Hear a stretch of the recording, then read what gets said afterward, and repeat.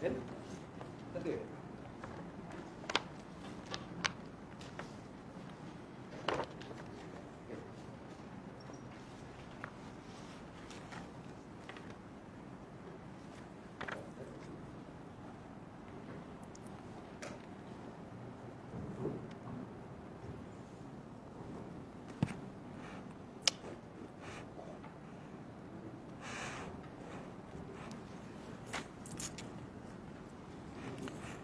بسم الله الرحمن الرحيم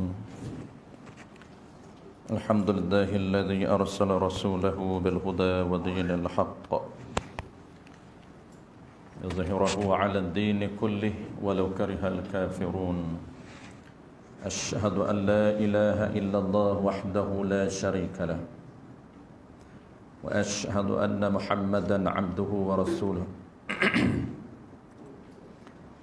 صلوات الله وسلامه على هذا النبي الكريم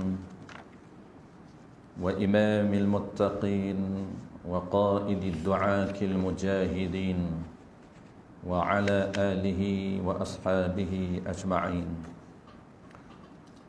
اللهم علمنا ما جهلنا وانفعنا بما علمتنا وجعلنا من المخلصين وصلى الله على سيدنا محمد وعلى آله وبارك وسلم والحمد لله رب العالمين أما بعد. Terlebih dahulu marilah sama-sama kita menyatakan setinggi-tinggi kesyukuran kehadrat Allah Subhanahu wa taala kerana dengan limpah kurniaan Allah Subhanahu wa taala kita sekali lagi diberi kesempatan, peluang dan taufik, yakni kekuatan oleh Allah Subhanahu wa taala untuk kita berada dalam majlis ilmu pada malam ini tuan-puan, bagi menyambung pengajian kitab kita. InsyaAllah malam ini kita akan habiskan perbicaraan qada, qadar dan usaha ikhtiar. Kita akan habiskan perbincangan berkaitan dengan usaha dan ikhtiar nisbah hamba. Kita dah bincang sebelum daripada ni makna qada dan juga makna qadar, dan malam ni kita akan lengkapkan makna usaha di sisi i'tiqad ahli sunnah wal jamaah. Surat 6 tuan-puan di bawah sekali, dan wajib kita i'tiqad, wajib baharu sekalian alam. Tu. Jadi malam ni kita akan jelaskan berkaitan dengan usaha dan ikhtiar, ataupun yang kita fokus adalah usaha kita.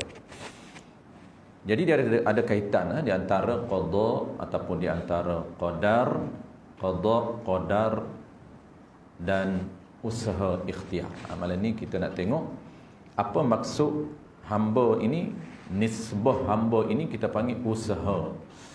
Kita berusaha datang sampailah kita berusaha makan, kenyamlah kita. Berusaha bekerja, dapatlah income. Jadi apa maksud berusaha itu? Baik. Bulan lepas kita bincang berkaitan qada qadar, antara rukun iman yang perlu kita fokus, yang mesti kita faham supaya akidah kita itu betul sebagaimana yang dikehendaki oleh Allah Subhanahu wa taala. Iaitu kita panggil beriman kepada qada dan qadar. Secara umumnya kita dah sebut sebelum daripada ini, secara umum wajib kita i'tiqad semua perkara yang berlaku, semua perkara yang berlaku sama ada baik ataupun buruk berdasarkan qada, berdasarkan kepada qada ataupun perancangan dan juga qadar, yakni pelaksanaan Allah Subhanahu wa taala sejak azali. Itu kita panggil secara umum kita pegang. Kalau secara detail kita i'tiqad makna qada secara spesifik, makna qadar secara spesifik. Tu secara umumnya baik buruk semua datang daripada Allah Taala. Tanpa kita tahu apa dia qada, apa dia qadar. Kita pegang umum saja. Tetapi secara tafsilnya, secara khususnya, qadar itu merujuk kepada pelaksanaan. Itu qadar. Qadar, qada. Qaul mu'tamad, qadar kena kepada praktis, kena kepada pelaksanaan Allah Subhanahu wa taala. Allah taala kerja perbuatan Allah Subhanahu wa taala. Itu dipanggil qadar. Dia panggil qadar ini merujuk kepada pelaksanaan sesuatu perkara yang telah dirancang dengan menggunakan sifat iradah Allah sejak azali. Itu dipanggil pelaksanaan. Kalau qada pula kena kepada praktis. Qadar kena kepada pelaksanaan, qada ni silap. Qada ni kena kepada perancangan. Qada kena kepada perancangan. Kalau qadar kena kepada praktis ataupun pelaksanaan dia. Kalau qada kena kepada perancangan. Jadi Allah merancang dengan sifat iradah segala perkara yang akan dicipta, yang akan dijadikan oleh Allah. Sebelum dia buat kita, sebelum dia buat apa saja perbuatan dia rancang dulu. Sebelum dia buat perbuatan kita datang ke surau pada malam ini, itu dia panggil qadar Allah. Allah mentakdirkan. Bahasa kita dia panggil takdir. Takdir itu makna qadar lah. Allah mentakdirkan kita berada pada malam ini berdasarkan kepada qada Allah Ta'ala di azali. Apa dia qada? Perancangan dia. Dia dah rancang sejak azali lagi. Sebelum dia tanjis ataupun sebelum dia praktis kita pada malam ini. Maka malam ini pelok cerita, jalan cerita kita berada di surau pada malam ini, dia tentukan ataupun dia tanjiskan, dia qadakan kita, ataupun dia qadarkan kita, dia takdirkan kita berdasarkan perancangan dia di azali. Maka perancangan itu kita panggil qada. Qadar itu dia panggil pelaksanaan. Dia qadarkan kita malam ni di sini berdasarkan qada dia di azali. Settle. Itu i'tiqad kita. Baik, sambung malam ni.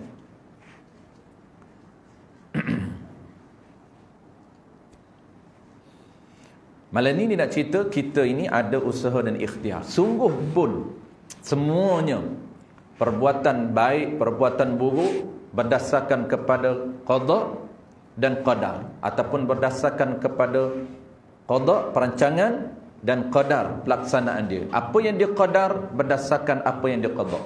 Sungguh pun begitu, ada nisbah kepada hamba. Nisbah apa? Nisbah perbuatan hamba tu ada juga nisbah. Maka nisbah kepada perbuatan hamba ini dipanggil dalam bahasa syarak, dalam bahasa agama dipanggil usaha. Jadi kita pun dapat nama juga. Dengan sebab keluar daripada kita, maka kita pun ada juga dapat tempias dapat nama. Siapa yang berjalan tu? Kitalah. Siapa yang sembahyang tu? Kitalah. Walahan nak angkat tangan tu, nak berjalan datang surau solat tu, siapa yang buat perbuatan melangkah tu? Perbuatan melangkah tu kita usaha. Kita pilih, ikhtiar, yakni kita decide. Kita tentu, kita rancang, kita pilih untuk bergerak. Kita pilih itu pun hasil daripada Allah cipta sifat yang nama iradat dalam diri kita. Tu boleh pilih tu. Kalau tak ada sifat iradat, nak pilih pun tak boleh. Tak ada keinginan untuk nak pilih, sebab Allah Ta'ala tak cipta keinginan, keinginan dalam diri kita. Sifat perkehendak dalam diri kita tu yang boleh berkeinginan untuk menentu segala perbuatan baik, menentu segala perbuatan jahat. Tentu nak makan apa, tentu nak bergerak ke mana. Dengan sebab apa kita boleh menentu? Dengan sebab Allah cipta iradat. Apabila Allah cipta iradat kepada kita, kita boleh menentu, kita tentu untuk melakukan perbuatan baik. Selepas kita tentu disusuli dengan perbuatan kita. Kenapa kita boleh melakukan perbuatan? Karena Allah cipta satu lagi ciri yang bernama qudrah, yang bernama kekuasaan ada dalam diri kita, menyebabkan kita boleh bergerak. Jadi boleh bergerak ni Allah cipta sifat dalam diri kita. Maka kedua-dua Allah cipta. Sifat pun Allah cipta, perbuatan pun Allah cipta. Tapi lahir nisbah kita. Keluar melangkah itu kita. Maka boleh disandarkan kepada kita. Sandar itu dipanggil nisbah. Boleh nisbah kita melangkah, kita angkat tangan, kita salat, kita yang bersedekah. Maka keluar daripada kita itulah dalam mazhab kita al-imamuna Asy'ari wal Maturidi ataupun al-sunnah wal jamaah dipanggil usaha. Ikhtiar tu pilih, decide kita. Maka usaha daripada kita itu dengan sebab keluarnya daripada kita dipanggil usaha hamba. Sebab itulah ada bayaran pahala dan juga dosa. Kenapa ada rekod pahala? Kerana nisbah saja keluar pada kita. Murahnya Allah Ta'ala bukan hak kita pun, hak dia semua. Tapi dia boleh bayar bagi kebaikan nisbah kerana keluar daripada kita. Barang semua hak cipta terpelihara Allah Ta'ala. Kita pun dia buat, ciri kita pun dia buat, perbuatan hak ada pada kita pun dia buat. Keluar cuma kita boleh bergerak kerana dia buat semua.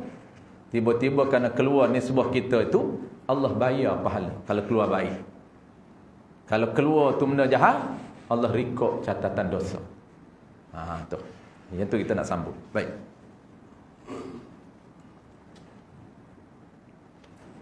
Qala al-musannif rahimahullahu ta'ala, dan wajib kita i'tiqad. Usaha di bawah tu. Dan wajib kita i'tiqad, wajib kita berpegang dalam hati kita. Itu makna i'tiqad. Wajib kita percaya dalam hati kita. Apa yang wajib kita percaya dalam hati kita? Wajib baharu sekalian alam. Jadi wajib yang kedua ni wajib akal. Wajib pertama wajib syarak. Wajib kita i'tiqad, wajib syarak. Di sisi syarak bukan sunat, tapi wajib kita pegang dalam hati kita. Apa dia? Inilah kita nak kena belajar supaya pegangan dalam hati kita menepati dengan syarak.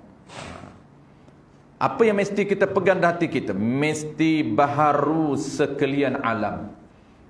Alam ini yang kita panggil ma siwallah, selain daripada Allah Ta'ala yang kita panggil alam itu, statusnya ialah baharu, hadithun, ataupun jamaknya hawadithun.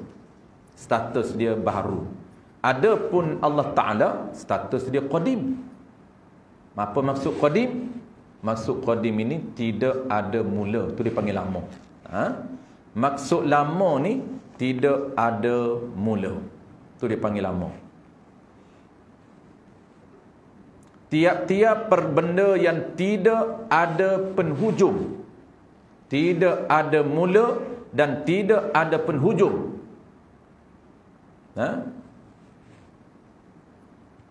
tu dipanggil lama, tu dipanggil qadim. Tiap-tiap benda yang tidak ada penhujung bagi adanya dia, tu dipanggil lama. Tu takrif lama. Yang kata lama ni apa dia? Bukan lama zaman ni, bukan lama nisbah masa, tidak. Lama nisbah masa beribu tahun, panggil lama lah. Lama dah benda ni, beribu tahun dah. Itu lama tu, itu lama zaman ni, bukan lama sebenar. Lama yang sebenarnya ialah qadim, yang hakikinya ialah tiap-tiap perkara ataupun benda yang tidak ada penhujung, tu dipanggil lama. Ataupun dipanggil kekal. Sebab tu Allah ni dia bersifat dengan baqa, dia bersifat dengan kekal. Status dia qadim. Qadim ni apa? Qadim ni tidak ada awal, tidak ada mula bagi adanya dia. Tu dipanggil sedia kala. Sedia kala tu maksud apa? Sedia kala tu terjemahan orang kita ni, maksud dia iaitu tidak ada mula bagi adanya diri dia. Tu sedia kala, tidak ada mula. dan tidak ada penhujung. Mula pun tidak ada, penhujung pun tidak ada. Itulah dia status Allah Ta'ala yang kita panggil qadim. Adapun kalau kita panggil sekejap ataupun baharu, baharu ni tiap-tiap perkara ataupun dipanggil sekejap, takrif sekejap ni, tiap-tiap perkara yang ada penhujung. Tu sekejap. Sebab tu dunia orang panggil sekejap. Alam ini orang panggil sekejap. Baharu ni orang panggil sekejap. Kenapa? Kerana dia ada penhujung walaupun ribuan tahun. Dunia ni tu pun umur dia dah ribuan tahun. Tapi orang panggil sekejap tak dunia? Ya. Kenapa? Kerana maksud sekejap ini, sementara ini, tiap-tiap perkara yang ada penhujung bagi adanya diri tersebut. Tak kisahlah ribuan tahun dia masih kekal. Tetap dia dipanggil benda ini hanyalah sekejap sementara. Dia tidak kekal. Adapun diri Allah, zat Allah Ta'ala, sifat dia panggil kekal. Dia panggil lama. Kenapa? Kerana tidak ada penhujung bagi adanya Allah Subhanahu Wa Ta'ala dan dirinya. Baik, alam ini wajib kita i'tiqad alam ini baharu. Alam ni apa dia? Alam ini kena kepada makhluk baharu sama, cuma nisbah. Alam ni dipanggil alamatun ataupun tanda kewujudan Tuhan. Kalau kita panggil alam ini nisbah apa? Kita panggil alam ni nisbah nak beritahu kata sebagai alamat, sebagai tanda adanya Tuhan yang mencipta. Tu dia panggil alimun ataupun alamatun, tanda bahawasanya adanya Tuhan yang mencipta. Tu dia panggil alam. Tu dia panggil tahib, sebagai alam, tanda adanya gajah. Kita masuk hutan, bertemu taib, bertemu tapak, bertemu kesan-kesan kewujudan gajah. Maka kesan kewujudan itu sebagai tanda. Tapak dia sebagai alam, tahib dia sebagai alam. Apa lagi? Kesan-kesan lain sebagai alam. Alam apa? Alam kewujudan ataupun tanda kewujudan gajah dan hutan ini. Tu. Kita juga sama. Kenapa kita dipanggil alam? Tanda kewujudan pencipta yang mencipta kita. Siapa pencipta tu? Yang kita panggil diri dia, kita panggil Tuhan. Nama dia kita panggil Allah. Tu. Jadi nak kenal tanda adanya Allah, adanya Tuhan yang bernama Allah, maka tanda ni ialah alam. Status dia apa alam? Status dia ialah baharu. Apa dia baharu ni? Baharu itu merujuk kepada apa? Merujuk kepada nisbah benda yang ada mula, asal yang tiada. Kalau dia panggil baharu, nisbah saja berbeza, sebenarnya sama saja, alam juga, tapi dipanggil baharu. Iaitu dipanggil maujudun ba'dal adami, perkara yang ada ba'dal adami, selepas daripada ketiadaan. Dia mula tiada, kemudian ada, kemudian tiada balik. Itu panggil sekejap ada, sekejap tiada. Baik. Qala al-musannif rahimahullahu ta'ala, dan wajib atas kita i'tiqad. Wajib syarak. Apa dia? Wajib. Wajib ni yang kedua tu wajib ukarkan. Wajib dengan mesti. Tidak boleh memberi bekas dengan quwwah yang Allah jadi padanya pada quwwah.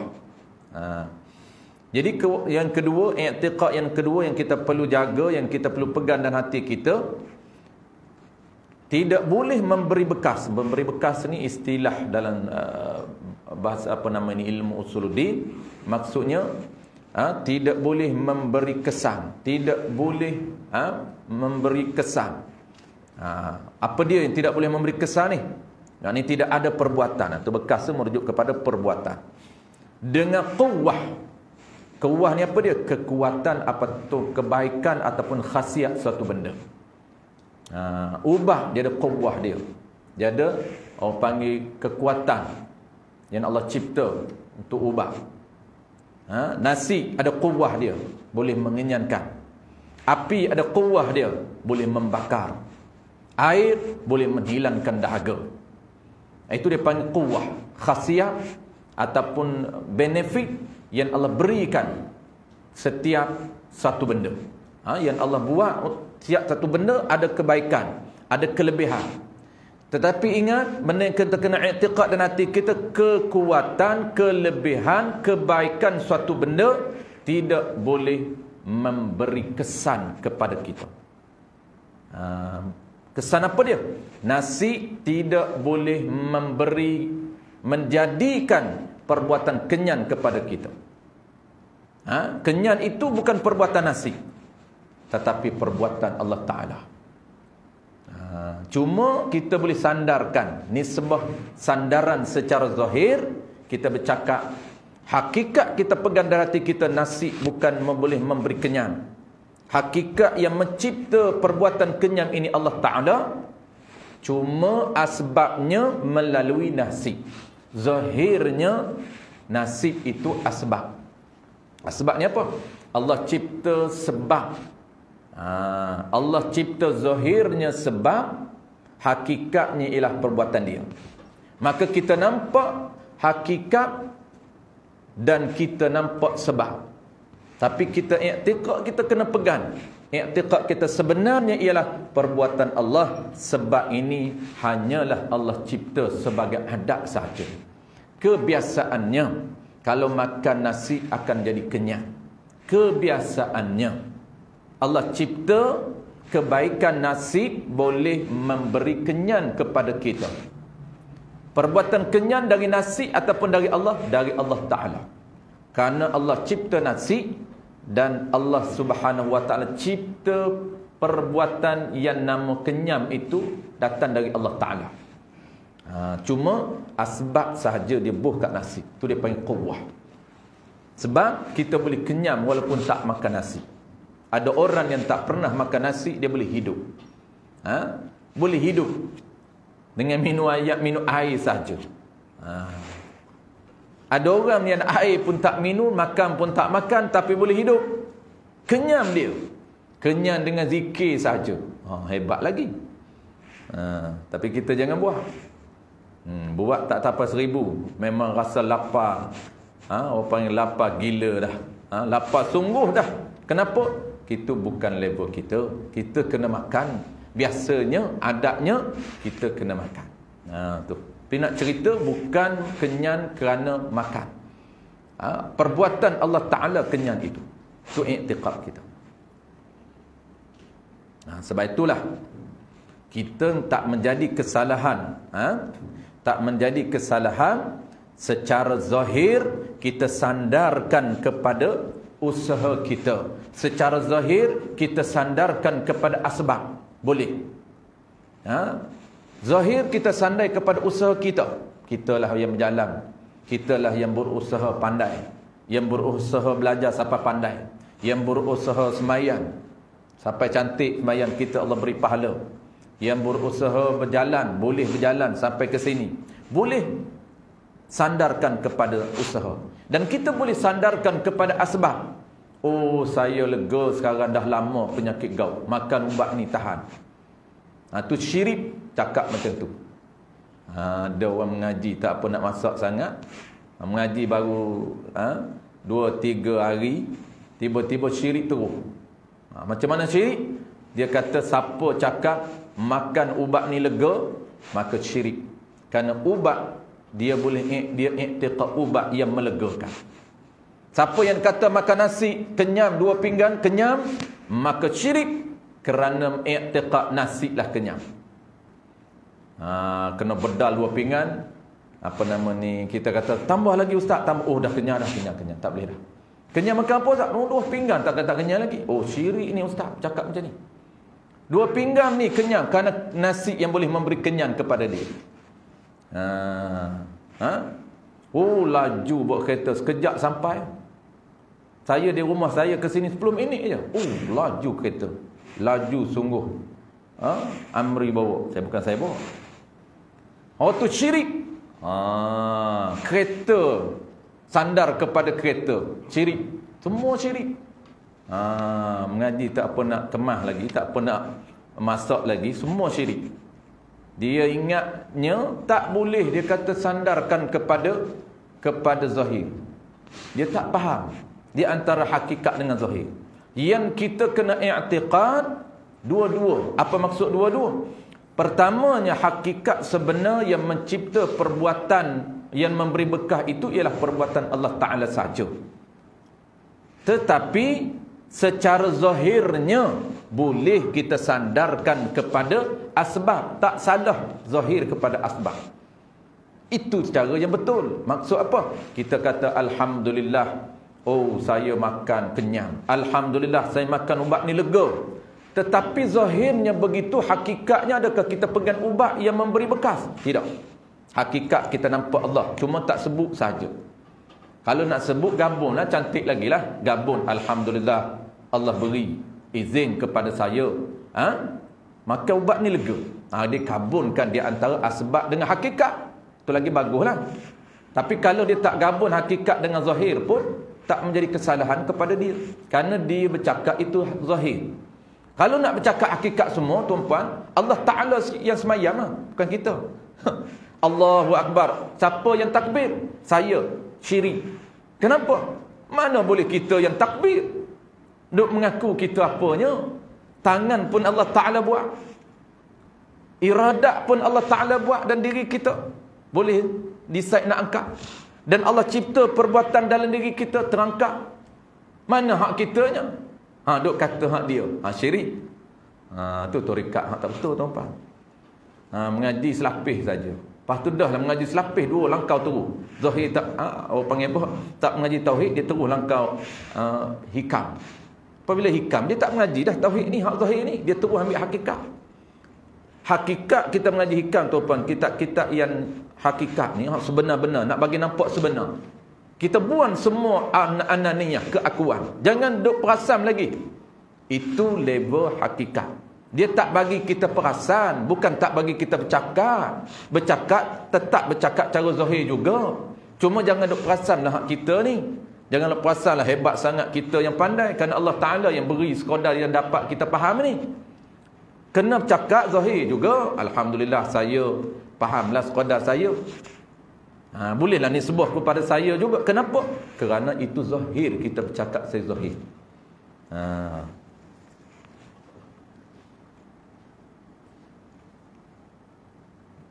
Wajib, yakni tak boleh memberi bekas dengan kuwah, dengan kekuatan, dengan kebaikan yang Allah jadi padanya pada kuwah itu.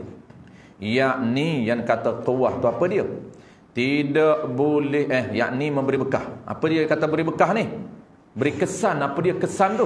Yakni tidak boleh buat beri ada sesuatu yang tiada, dan tidak boleh buat beri tiada sesuatu yang ada. Maksud apa, tuan-tuan, perbuatan Allah? Ni bekah ni bahasa lama. Bahasa kita dipanggil merujuk kepada perbuatan Allah. Apabila kita sebut perbuatan Allah, af'alullah, tuan-tuan, dan merujuk kepada apa? Merujuk kepada perbuatan mengadakan sesuatu yang tiada. Dan menadamkan, meniadakan sesuatu yang tiada. Sesuatu yang ada. Itu dia panggil perbuatan hanya Allah Ta'ala saja yang ada. Makhluk tidak ada perbuatan yang memberi bekas. Makhluk dia tak panggil perbuatan yang memberi bekas. Makhluk hanyalah mengubah proses sahaja. Dia mengubah proses yang Allah cipta suatu benda, dia hanya mengubah suatu benda itu menjadi benda lain. Itu saja. Bukan mengada, tidak. Allah mengadakan besi. Daripada tiada besi, Allah cipta besi. Kemudian besi ni, dengan kepakaran yang Allah beri kepada manusia, dia boleh mengubah besi menjadi benda lain, mengikut kreativiti yang Allah beri kepada dia. Daripada besi itulah boleh jadi kenderaan. Daripada besi itulah boleh jadi rumah. Daripada besi itulah boleh jadi bangunan bertingkat-tingkat. Itu dipanggil mengubah proses, mengubah benda yang Allah cipta, bukan mencipta. Dan wajib dan tiada mengubah akan dia akan kuwah. Hanya yang memberi bekas, yakni perbuatan perbuatan yang memberi bekas, yan ni sifat perbuatan. Hanya af'al, yang hanya perbuatan yang memberi bekas. Allah Ta'ala sahaja. Allah Ta'ala sahaja perbuatan yang ada, perbuatan. Perbuatan apa? Perbuatan mengada benda yang tiada dan mentiadakan ataupun menadankan, membinasakan benda yang dah ada. Tetapi sungguh pun perbuatan Allah semua, kita ni semua perbuatan Allah, baik, buruk, semuanya perbuatan daripada Allah. Tetapi sungguh pun begitu, dibangsa kepada makhluk itu usaha dan ikhtiar juga. Dibangsa ni dinisbahkan, ataupun jenis bangsa ni dinisbahkan kepada makhluk itu. Bangsa apa dia? Nisbah apa dia? Usaha dan ikhtiar juga. Kita ni nisbah kepada kita apa dia tuan-puan? Hanya usaha. Saya usaha sahaja. Kena nampak apa dia usaha. Kita ni sebut usaha tuan-puan, kalau kita tak belajar betul, dia nampak perbuatan kita. Ni apa ni? Ni usaha saya. Dia nampak perbuatan dia tu, bukan nampak hakikat sebenar perbuatan Tuhan, cuma keluar daripada dia. Dia tak nampak begitu. Itu menjadi kekeliruan lagi. Dia panggil menjadi syubhah lagi akidah dia. Tak cantik, tak smart, tak licin, tak solid lagi pegangan dia. Kena solid betul-betul. Kena polish betul-betul pegangan dia. Supaya apabila dia kata, ada dua benda tuan-tuan, orang Melayu selalu sebut, kena faham mengikut perspektif syariat. Pertama, orang Melayu kata, ni usaha saya. Saya tak ada apa, usaha saja. Yang kedua, orang Melayu kata, saya usaha Allah izin. Kena nampak makna Allah izin apa dia. Kadang-kadang tuan-puan, kita nampak apabila kita kata usaha kita ni perbuatan saya ni. Nampak perbuatan dia. Ni kena faham ya. Yang kedua, dia kata Allah izin. Maksud apa? Allah mengizinkan berlaku benda tu. Tapi benda tu perbuatan dia. Cuma Allah izin, Allah benarkan. Kalau dia faham Allah benarkan dia bertindak, maka salah dan tak betul. Bukan dengan makna Allah izin, Allah benarkan. Dia duduk sama dengan penggunaan kita. Ya, penggunaan kita. Minta dengan Tuan Haji, Tuan Haji, pinjam motor sekejap. Ambil saya izin. Saya benarkan. Tapi yang bawanya bukan saya. Saya hanya benarkan. Ambillah, guna. Qudrah bawa apa kita. Dia duk terbiasa cakap izin begitu, dia duk fahamnya apabila Allah izin, Allah benarkan perbuatan kita tu jadi. Tidak. Apa maksud Allah izin? Maksudnya Allah Subhanahu wa taala izinkan kita, perbuatan kita ni berlaku. Maksud apa? Maksudnya berdasarkan kepada kehendak dan perancangan Allah ataupun perbuatan Allah. Berdasarkan kehendak dan perbuatan Allah. Kehendak Allah Ta'ala itu diazali sama dengan kita. Kita buat tuan-puan, kita nak datang malam ni. Kehendak kita ni, keinginan kita nak datang malam ni. Lepas tu yang kedua, apabila nak datang, usaha kita melangkah sampai, maka kita kata Allah izin saya untuk sampai pada malam ni. Makna apa? Makna kehendak Allah Ta'ala, kehendak kita membetuli dengan kehendak dan perbuatan Allah Ta'ala di azali. Itu maksud izin Allah. Bukan Allah benarkan kita bergerak. Kalau benarkan kita bergerak, perbuatan kita saja, tak campur tangan dengan Allah. Itu fahaman firqah yang sesat. Yang sesat. Baik. Apa maksud usaha? Kita kata dah izin, kita tahu. Maksud izin tu bukan Allah benarkan, bukan Allah biarkan. Maksudnya ialah berdasarkan kehendak dan perbuatan Allah Ta'ala. Dia yang buat dengan kehendak dia. Tu jadi tu. Apabila kita nak berbetulan dengan kehendak dia, jadi. Tapi kita nak tak berbetulan kehendak dia, tak izin. Dia tak izin. Oh nak sangat lama ya Allah, doa pun doa, usaha pun usaha, membetuli dua benda. Setiap perbuatan Allah suruh buat dua benda, doa dan usaha. Doa saja tak usaha tak pakai juga. Doa pun doa, usaha pun usaha. Nak satu benda dah lama, dah puluh tahun dah doa, tapi Allah tak izin. Apa maksud Allah tak izin? Allah tak izin lagi saya ni, lama dah cita-cita ni duk nak. Apa dia tak boleh cerita lah, bahaya juga. Tapi tak jadi lagi lah. Impian saya ni. Orang tanyalah, ceritalah impian apa dia, saya tolong doa kan, tak nak cerita. Mana sulit lah tu. Dia kata tak apalah ustaz, tak payah ustaz tahulah. Tapi saya nak cerita kat ustaz, 10 tahun dah saya minta dengan Allah, Allah tak izin lagi.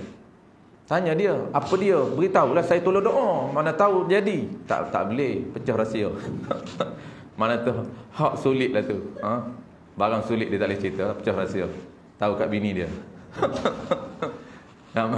Tahu kat bini dia, tak masuk rumah dia tak. Tak boleh cerita kat ustaz. Apa maksud Allah tak izin? Allah tak berbetulan dengan kehendak dan perbuatan Allah. Tu dipanggil Allah tak izin. Tu kena tahu mana izin. Dan usaha tuan-puan, kita nak tutup majlis kita dengan usaha ni. Baik. Usaha ni tuan-puan, usaha ni, apa maksud usaha? Kita ambil daripada kitab asal kita ni, ni kitab kita ni matan, kitab Paku Iman, dia punya huraian dia. Dan kitab Paku Iman kata usaha ni iaitu Allah jadikan kudrah baharu. Ni yang kata usaha ni nama je tuan-puan. Nama je. Panggilan usaha. Apa maksud usaha tu? Usaha ni Allah jadikan kudrah baharu. Ni kita ni baharu ni, kudrah. Allah jadikan ciri kudrah kita. Yang ni Allah jadikan ciri kudrah bagi kita. Kan kita nak bergerak ni kan ada ciri. Bukan tiba-tiba boleh bergerak. Allah cipta ciri dulu, baru boleh bergerak. Kena nampak. Kenapa boleh bergerak ni? Kenapa boleh bercakap ni? Kenapa boleh mendengar ni? Karena kena faham Allah cipta dalam diri kita ni ciri ataupun sifat yang boleh bergerak. Allah cipta sifat yang nama dia qudratun, qudrah ataupun berkuasa, yang menyebabkan kita boleh bergerak. Maka Allah jadikan kudrah baharu dan perbuatan kita. Lain tu, kudrah dengan perbuatan lain. Maknanya Allah jadikan ciri kudrah baharu dan perbuatan baharu serentak. Tiada dahulu dan tiada kemudian, serentak. Maka nisbah serentak tu tuan-tuan orang panggil usaha. Apa juga nak faham? Sebab dah lama sangat kita duk panggil usaha-usaha, nak faham payah. Allah jadikan ciri kita dan perbuatan keluar pada kita serentak. Tak tahu mana dulu. Di sisi Allah tahulah. Maka nisbah dia cipta dua benda keluar pada kita ni. Tu dia panggil usaha. Oh, usaha saya melangkah. Nak melangkah tu Allah cipta dua benda. Satu ciri, satu lagi perbuatan. Maka dia cipta dua benda ini serentak. Tidak ada kemudian, tidak ada awal, tidak ada kemudian. Nisbah dia cipta dua ni serentak, itu orang panggil usaha keluar pada saya. Tu. Baik. Maka makna memberi bekas itu buat beri ada sesuatu yang tiada, dan buat beri tiada sesuatu yang ada. Habis tuan-tuan, ini mudah saja. Dah habis dah makna usaha, dan makna perbuatan pun dah beritahu dah, dia beritahu dah. Makna usaha, yang keduanya makna perbuatan. Makna izin, makna izin, makna perbuatan, makna usaha, makna qada, makna qadar. Setiap masa kita sentiasa menggunakan kerana takdir Allah. Apa makna takdir?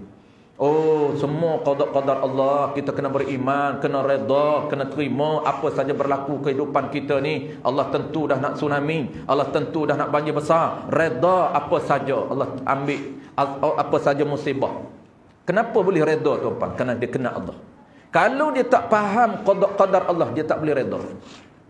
Tu nak datangnya redha sifat hati. Redha ni kita akan belajar dari penawar bagi hati. Dia panggil tak keluh kesah, menerima apa saja perbuatan Allah berdasarkan perancangannya secara tenang. Kenapa? Tak perlu kita keluh kesah, kerana ini semuanya kerja Allah Ta'ala. Tak perlu protes. Tidak ada sedikit pun kuasa kita untuk protes Allah Ta'ala, kerana semua perancangan dia. Jadi nak boleh tenang tuan-puan, bukan senang. Cakap boleh. Allah uji sikit dah gopoh apa dah gelabah dah gabra dah. Bawa kunci motor hilang. Bukan motor hilang. Kunci motor hilang tuan-puan, sehari tak boleh duduk, tak makan sehari. Pagi sampai malam marah bini. Haji tu tak nak makan apa, ustaz, kenapa? Kunci motor dia hilang. Motor apa? Itulah motor, bukan superbike. Motor kapcai je. Jangan kata je, dia sayang tu.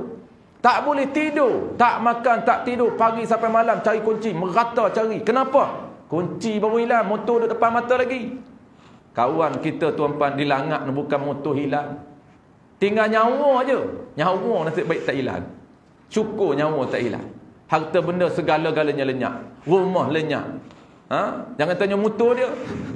Kereta di atas pokok. Kereta di atas pokok, motor dalam seluk. Rumah tak tahu ke mana. Yang adanya nyawa saja ada. Reda tak? Reda. Tenang tak? Tenang. Kenapa? Dia kenal Tuhan. Dia tahu Allah dah tetap dah. Allah dah rancang. Ini semua perbuatan Allah. Aku tidak ada sedikit pun. Aku ni pun Allah buat. Nyawa pun Allah buat. Harta pun Allah beri kepada aku. Maka dia akan tenang. Bolehlah bercakap kita ni. Bolehlah bercakap tuan-puan. Saya rumah saya tuan-puan, dalam taman saya tu saya seorang, 2 biji rumah yang tak tenggelam. Rumah saya dengan rumah seorang lagi. Rumah penjual buah, kata tuan-puan pergi di Jenderam tu ada jual buah besar tepi jalan. Rumah dia pun tak tenggelam juga. Dan rumah saya tak tenggelam, 2. Masa tu saya tak ada kat rumah. Kita duduk jauh. Susah hati. Kata tenang. Takut tenggelam, takut juga. Masa tu hari apa Beyuk Ahad kan. Beyuk jadi konektor koordinasi. Tolong sampai berita. Jiran saya depan tu selalu duk call lah. Maklum kat saya tak ada kat rumah masa aja banjir besar tu. Kuncinya kita tak expect, tak apa panggil apa tuan, tak jangka banjir besar. Keluar ke Johor Bahru pagi Sabtu. Duk tengah hujan pagi tu. Jumaat lagi hujan kan? Hari Jumaat lagi hujan. Sabtu pun hujan. Saya keluar tengah hujan. Semua buat family, ada urusan. Hari Ahad tu call jiran telefon. Dia kata, "Ustaz, saya cuba nak selamatkan kancing." Hak lain tak boleh selamat. Sebab apa? Sebab kunci tak ada. Saya tak tinggal, nak masuk rumah, nak selamat barang dari rumah tak boleh. Saya kata, "Tak apalah bang, malam dari rumah saya tu biar. Dan kancing pun biarlah bang, asalkan nyawa abang selamat. Jangan kisah kancing saya." Dia duduk susah hati kancing saya. Bukan kancing belaan tu bang, kereta tu. Ada kancing sebiji duduk depan tu. Jadi kata ustaz, dia kata saya takut tenggelam. Kancing ni nak cuba selamat. Nak buat macam mana? Saya kata tak apa. Kancing pun tak ada kunci. Rumah pun tak ada kunci. Abang tinggallah.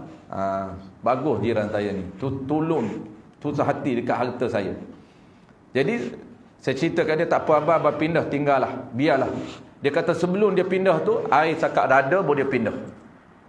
Dia cakap kat apa? Dia cakap dengan rumah saya. Bagus jiran saya ni. Dia cakap, "Ustaz, saya tak mampu nak bantu ustaz. Saya tinggal dah." Terus baru dia tu cakap.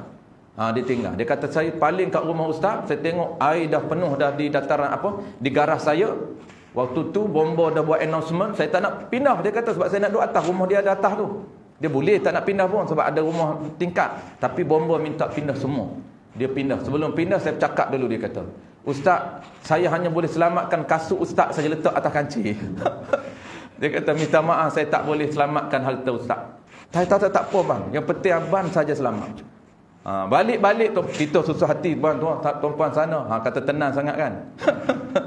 Berdoa saja, "Ya Allah, kalau harta ni milik aku lagi, ya Allah, tolong jagalah. Dan kalau harta ni dah bukan milik aku, kehendak dah perbuatanmu ikut." Kita serah bulat-bulat kepada Allah. Perancangan dia, kita bukan ada apa. Alhamdulillah balik tuan-puan lumpur hanya setakat luar rumah saja. Air dia tak masuk rumah. Itu kerja Allah Ta'ala semua tuan-puan. Dia hanya jadi pulau rumah saya, keliling pulau, tak masuk rumah. Saya tengok tu hampir sangat-sangat dengan lantai. Apa? Duduk dia tunggu air tu di lantai tu. Manakala limpah saja, habis satu rumah masuk habis air. Allah tahan. Jadi duduk di lantai saja, diarahkan air mu jangan masuk rumah, mu duduk di lantai. Dia tunggulah air kat tu. Apa nama dia, jiran kiri saya pun dia pindah. Depan saya memang dalam lah. Kat ni kiri kanan saya tu dia tak dalam sangat, tapi tenggelam dapur juga. Atas dia tak tenggelam. Dia orang ingat pun rumah saya habis dah. Tu kerja Allah Ta'ala tuan-tuan. Kita bukan perbuatan kita. Dan last sekali terkandung ni dia nak buat kesimpulan tuan-tuan. Sebelum bulan depan, minggu depan kita akan baca tajuk baru, rukun berkaitan dengan Nabi pula. Dan terkandumlah makna sekalian aqaid yang telah sebut itu. Yang dia dah sebut 13 aqaid tu. Bermula daripada wujub, kidan, baqa sampai kalam tu.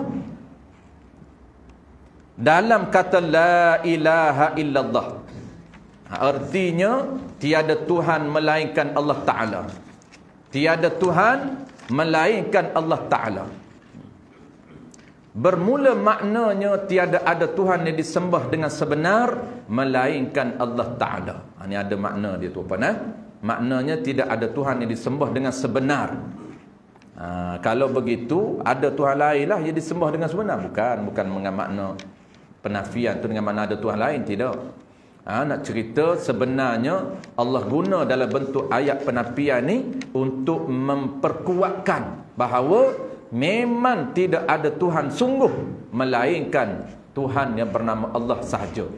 Tu penafian tu bentuk tu, penafian tu bentuk. Dengan makna apa? Dengan makna Allah nak cerita tidak, penafian ni dengan makna Allah nak memperkuatkan bahawa tidak ada Tuhan sungguh melainkan Tuhan yang bernama Allah sahaja. Sebab tu ada malaikat. Dan wajib atas kita percaya dan i'tiqad wajib bagi segala nabi-nabi dan segala rasul siddiq wallahu alam. Ini ciri kenabian ada 9 tu. Dah habis ciri ketuhanan ada 13. Minggu depan insya-Allah tuan-tuan, sebelum kita masuk ciri kenabian, kita akan buat kesimpulan ciri kenabian ada 13 tu, 26 tu 26 campur 1 jadi 27. Dan kitab kita ni 27 saja. 13 plus 1. Adapun kitab lain dia 41. 20 campur 1 jadi 41. Campur pula 9 jadi 50. Aqaidul iman. Kitab kita ni dia hanya ada 27 aqaidul iman. Dia tak cukup 7 lagi. Dia hanya ada 13. 7 lagi tu dia tak sebut. Tetapi tak okeylah sebab ini yang wajib saja. InsyaAllah minggu depan kita akan habiskan ciri kenabian. Lepas tu tuan-tuan lebih kurang 2 line lagi khatamlah kita. Lepas tu kita akan fokus kepada kitab fiqh pula. Bismillahirrahmanirrahim. Alhamdulillahirabbil alamin. Wassalatu wassalamu ala asyrafil anbiya'i wal mursalin wa ala alihi wa ashabihi ajma'in. Allahumma faqihna fid din wa 'allimna ta'wil wa ja'alna minal ulama'il 'amilin wa ja'alna minal ulama'us salihin. Wa sallallahu ala sayyidina Muhammad wa ala alihi wa baraka wasallam walhamdulillahi rabbil alamin.